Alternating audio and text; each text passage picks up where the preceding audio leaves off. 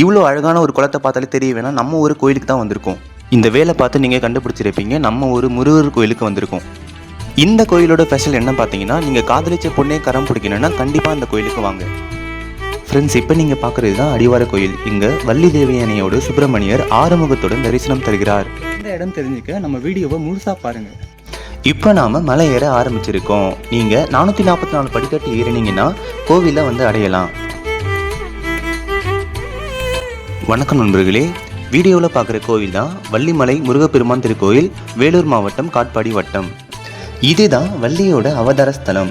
நம்ம முருக கடவுள் இங்கே தான் வள்ளியை காதலித்து திருமணம் செய்து கொண்டார். இந்த கோயில் அழகான இயற்கை சூழலுக்கு மத்தியில் சுற்றிலும் பச்சை பசேர் என்று அழகாகவும் அமைதியாகவும் அமைஞ்சிருக்கு. இந்த கோயிலுக்கு அருணகிரிநாதர் திருப்புகழ் பாடியுள்ளார். அது மட்டும் இல்லாமல் கிருபானந்த வாரியார் சுவாமிகள் கோயிலுக்கு திருப்பணியும் உழவார பணியும் செய்து கோவிலுக்கு அரும்பாடுபட்டுள்ளார். அவருக்கு இந்த கோயிலில் ஒரு சிலையும் நிறுவியிருக்காங்க. இப்போ இந்த கோயிலிருந்து இன்னும் கொஞ்சம் தூரம் மேலே நடந்து போயிட்டு இருக்கோம்.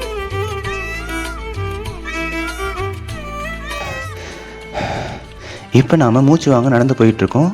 எதுக்குன்னா, சச்சிதானந்தம் சுவாமிகள் ஜீவசமாதி இங்கே இருக்குன்னு சொன்னாங்க.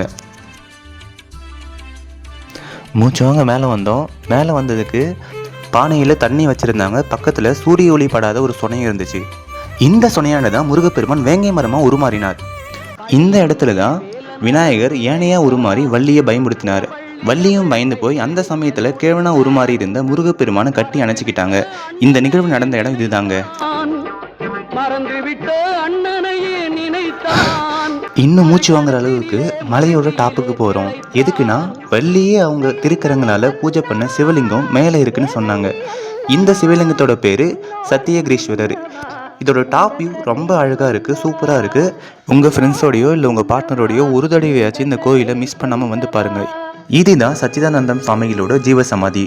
இவர் தான் வள்ளிமலையோட திருப்புகழை தொகுத்து பாடினார். இங்கே நீங்களும் வந்து திருப்புகழ் பாடலாம். இதுக்கு பக்கத்துலேயே அவர் வணங்கின வள்ளியம்மையோட சிலை இருக்குது.